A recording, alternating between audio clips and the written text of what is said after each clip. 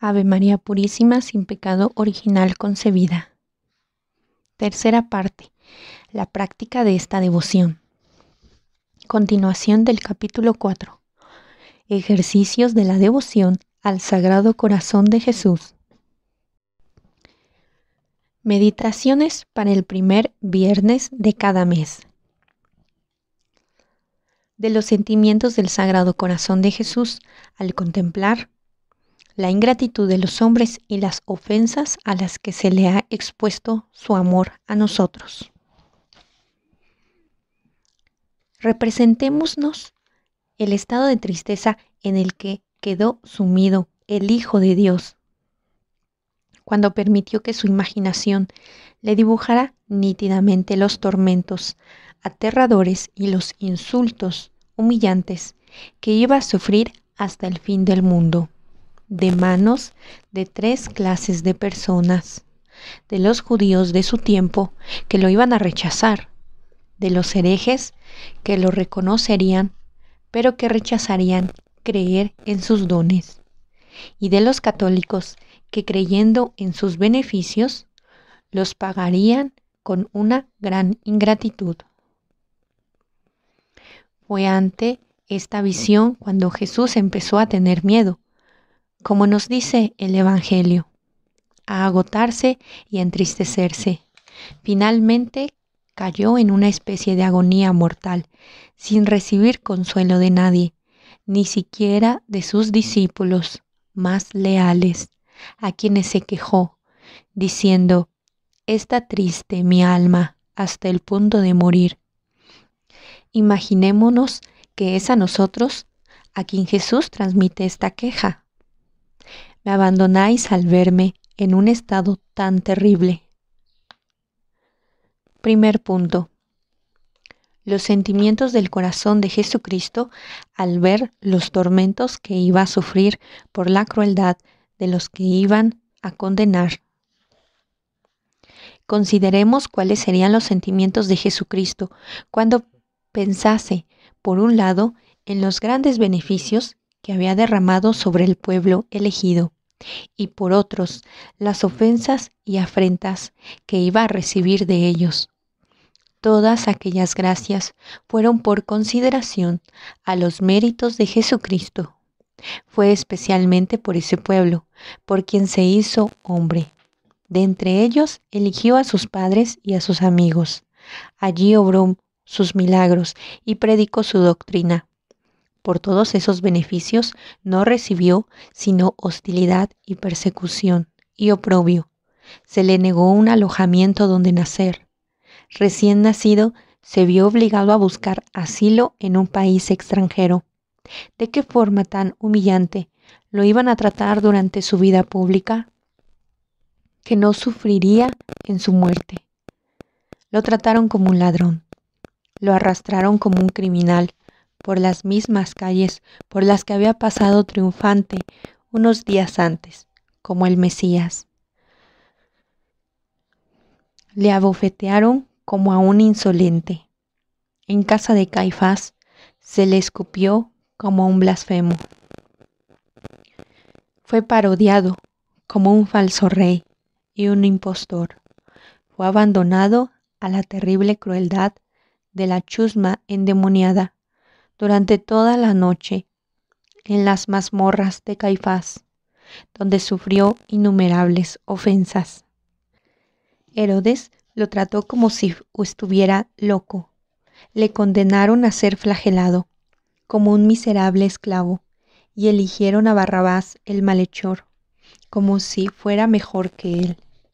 Por último, le condenaron a la muerte más ignominiosa y fue clavado en la cruz, en la que murió a la vista de una inmensa multitud de personas, la mayoría de las cuales había sido testigos de sus milagros, o incluso sus beneficiarios. No encontró a nadie que lo defendiera, que le ofreciera consuelo. Todas esas personas habían sido engañadas. No sabían que su vida había sido santa, ejemplar, que la había empleado en hacer el bien, haciendo milagros para los desfavorecidos. y por eso lo persiguieron, por ser demasiado bueno. Todo esto lo visualizó Jesús con claridad. Era perfectamente consciente de la dignidad de su persona, de la grandeza de sus favores, de su amor desinteresado y de la indignidad, mezquindad, rabia y maldad de cuantos lo trataban con tanta crueldad. Un alma grande, especialmente cuando está llena de amor y quiere darlo a conocer mediante el sufrimiento.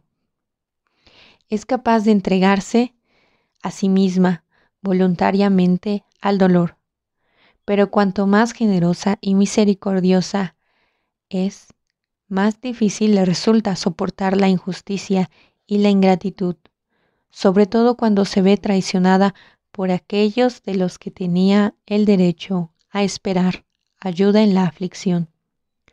Lo peor para esa alma generosa es ver que sus sufrimientos y su dolor no inspiraban a los hombres, a los que tanto ama, el menor sentimiento de compasión.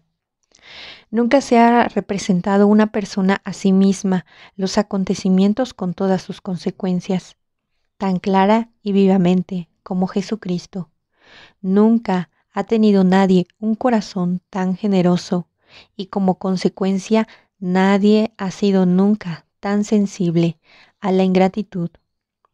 Con qué torrentes de amargura se vería inundado el Sagrado Corazón de Jesús al ver ante sí lo que había hecho por las personas y lo que esas personas le iban a hacer. Nosotros que somos tan insensibles al desprecio, principalmente al de las personas a las que más hemos ayudado. Reflexionemos sobre cuáles debieron ser los sentimientos de Jesucristo a la vista de semejante espectáculo. La pena que desgarró su sagrado corazón debió ser especialmente amarga, porque es el único tormento de su pasión, del que se quejó. Mirad y ved si hay dolor, como mi dolor. Lamentaciones capítulo 1, versículo 12. Qué ingratitud y qué crueldad, y en medio de ese dolor tan agudo, ningún consuelo. ¿Es ese el pago que dais al Señor, oh pueblo necio e insensato? Deuteronomio capítulo 32, versículo 6. Hombres desagradecidos, cristianos insensibles. ¿Es esta la gratitud que tenéis a vuestro Dios y Salvador? No, mi Salvador, no se diga que tú has sido tan completamente abandonado, que no se diga que tú no has encontrado a nadie con quien compartir tu pena. Te pido al menos una gota de ese océano de amargura del que se inundó tu sagrado corazón, a la vista de tanta ingratitud y desprecio, para que si no tengo la suerte de borrar mis pecados derramando mi sangre, pueda al menos arrepentirme de tal manera que los limpie con mi llanto. Segundo punto. Los sentimientos del Sagrado Corazón de Jesús a la vista de las afrentas que iba a sufrir por parte de los impios. Pensemos que la segunda causa del temor y la tristeza absoluta que llenaron el Sagrado Corazón de Jesús fue la cantidad de insultos y afrentas que iba a tener que sufrir a causa de la maldad de los despiadados hasta el final de los tiempos. Y vio a todos uno a uno, sin excluir a nadie. No hay nada más doloroso para un corazón generoso que la ingratitud, y más aún si va acompañada del desprecio. Pero la ingratitud más honda es cuando no solo se agradecen los bienes recibidos, sino que incluso se niega a haberlos recibido, para tener la libertad de maltratar a su benefactor, sin pasar por desagradecidos. Jesucristo sabía claramente que en el futuro habría un gran número de cristianos que renovarían en la Santísima Eucaristía todas las afrentas de las que fue capaz la maldad de los demonios y que negarían su presencia real en la Eucaristía para darse a sí mismos la plena libertad de dar rienda suelta a su ira y a su odio contra él. Podríamos haber imaginado que los hombres serían capaces de tanta maldad y desdén, que usarían su mayor muestra de amor para ofenderle hasta el límite. Nuestro Salvador vio con nitidez en el huerto de los olivos todas las afrentas que le afligirían en el sacramento de su amor. A través de los tiempos, hasta el final del mundo, vio las iglesias profanadas, los altares destruidos, los sacerdotes asesinados, su cuerpo sagrado arrastrado por el cuerpo y pisoteado y objeto de la burla de los criminales y de gente sin corazón. ¿Cuáles debieron ser los sentimientos de ese corazón tan misericordioso en el huerto de los olivos? Señor mío, tenías que obrar un milagro tan grande para proporcionar a los desagradecidos un medio para tratar de manera tan indigna. Por un exceso de amor tenías que quedarte entre los hombres hasta el fin de los tiempos para ser el objetivo de su desprecio y de su ira. Una visión así no es suficiente para consumir de pena y de dolor el corazón. ¿No es a ti, Dios de majestad, ante quien los serafines se deshacen de respeto, a quien veo tratado de un modo tan horrible por gente miserable? ¿No eres tú, en definitiva, el objeto de la complacencia del Padre Eterno, a quien tus propias criaturas, tus esclavos, tus propios hijos te han convertido en el centro de sus burlas y desprecio? Y todo esto, porque tú les has amado demasiado. Podríamos haber imaginado, Señor, que al exceso de tu bondad los hombres responderían con un exceso de maldad, a tu exceso de amor, con un exceso de ingratitud. Pero mi Salvador, misericordioso, ¿no sería todavía mayor mi ingratitud si no me conmuevo ante semejante trato? Es en este punto donde descubro el significado de las palabras de Isaías: despreciado y rechazado de los hombres, varón de dolores. Isaías capítulo 53, versículo 3. Los despiadados te han tratado como el último y más despreciable de los hombres, y han cumplido la profecía que decía que serías harto de oprobios. Lamentaciones capítulo 3, versículo 30. Pero Salvador mío, nunca se cansarán de tratarte de forma tan insolente esos hijos desnaturalizados, esos impios. ¿Y me conmoveré alguna vez al verte tan maltratado? Esta visión tan terrible del pecado y de la ingratitud te causó una agonía de muerte, sudaste sangre en el huerto. Te pido conmoverme hasta que brote el llanto, y que si no puedo sentir el mismo dolor que pesó sobre tu sagrado corazón, al menos que la vergüenza de ser tan insensible pueda suplir de algún modo mi insensibilidad. Tercer punto. Los sentimientos del corazón de Jesús al ver la ingratitud de la mayoría de los católicos. Pensemos que no fue menos doloroso y triste para Jesucristo ver la ingratitud de la mayoría de los fieles, que mostrarían solo frialdad e indiferencia hacia Él en el sacramento de su amor. Vio el poco aprecio, no incluso el desprecio, con el que tratarían la mayor prueba de su amor.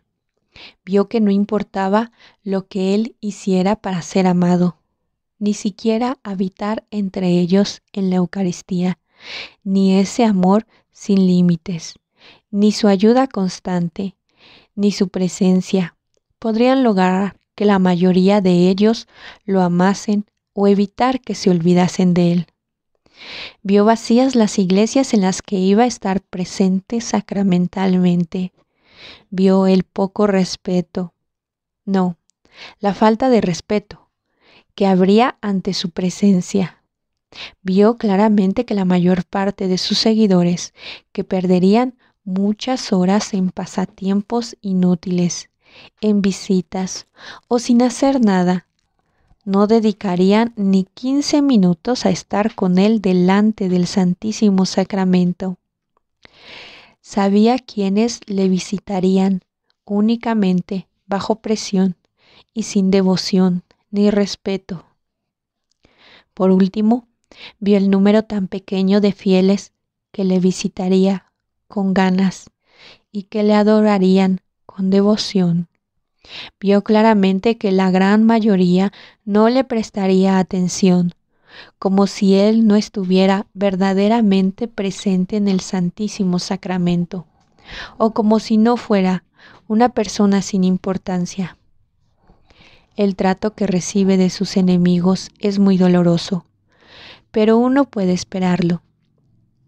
Sin embargo, ¿quién podría pensar que sus propios hijos, que le prometieron ser fieles, no solo serían insensibles y no se compadecerían al ver su dolor ante tantos desprecios, sino que le tratarían con desdén, que cometerían pecados y sacrilegios?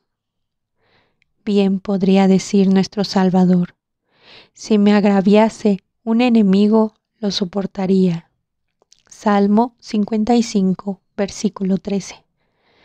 Pero que los cristianos, a quienes no solo he redimido, sino que también alimentado con mi cuerpo y mi sangre, no sientan nada sino desprecio hacia mí.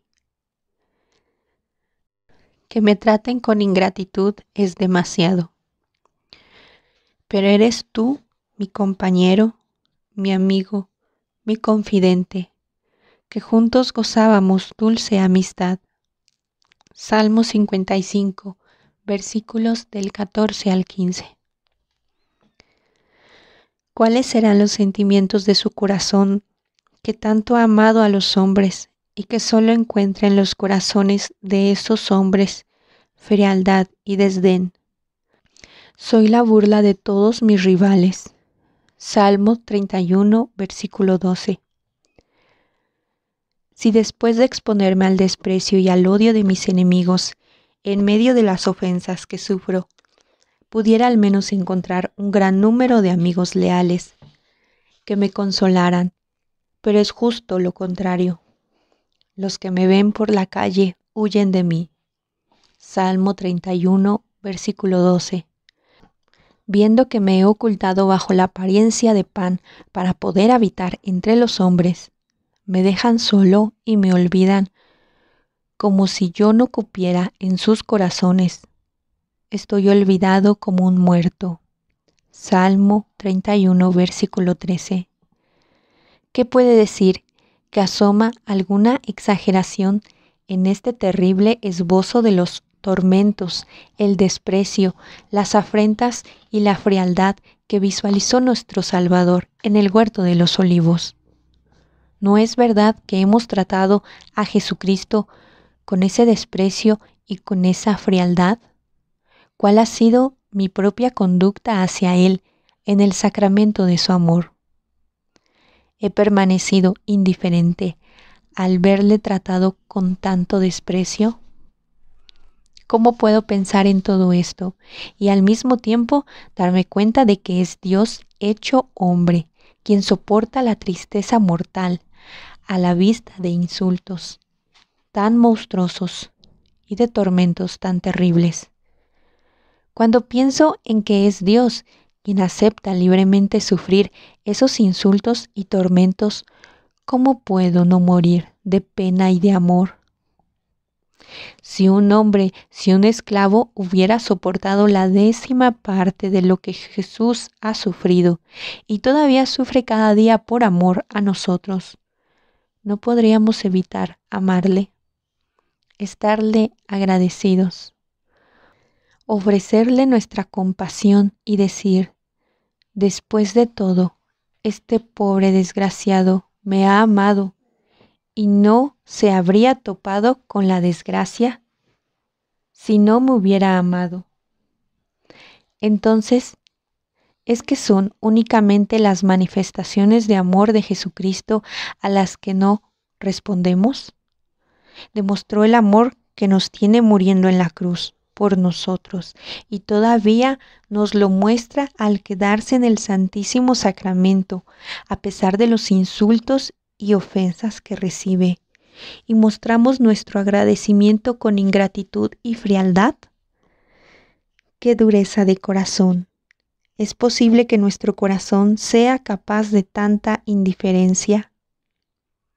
Ay, Señor, el corazón humano es capaz de eso y sería más cruel si el mismo amor que te llevó a soportar tantas ofensas por nosotros no hubiera conseguido también suavizar la dureza de ese corazón insensible, haciéndolo capaz de amarte. Porque ¿para qué sirve todos los prodigios que has realizado y los tormentos que has soportado, si no es para endurecer más nuestro corazón y hacerlo más culpable? Si no llegamos a conmovernos ante tus pruebas de amor, si no somos más agradecidos, si no te amamos más, ¿cómo espero, Señor, que no me negarás tu gracia? Hago el firme propósito de darte de ahora en adelante pruebas inequívocas de mi amor, de mi gratitud. He sido hasta este momento insensible a tus gracias, insensible a tus sufrimientos, indiferente hacia ti, a pesar de que estás siempre con nosotros en el sacramento de tu amor. Tengo buenos motivos, Salvador mío, para desconfiar de mis promesas, cuando me he mostrado tan frío en el pasado ante tus sufrimientos y ante tus dones. Pero tu gran misericordia me inspira ahora confianza, y seré en el futuro más fiel y constante. Prometo demostrarte mi devoción sincera a tu sagrado corazón, siendo respetuoso en tu presencia, visitándote con mayor frecuencia en el sagrario. Deseo sinceramente pasar el resto de mi vida reparando y amándote y alabándote para paliar las ofensas que sufres de los malvados y la frialdad y la indiferencia que experimentas en el Santísimo Sacramento, incluso de personas consagradas a ti. Yo te amo, Señor, fortaleza mía, Señor, mi roca, mi fortaleza, mi libertador. Salmo 18, versículos del 2 al 3. Jesús, manso y humilde de corazón, haz mi corazón semejante al tuyo.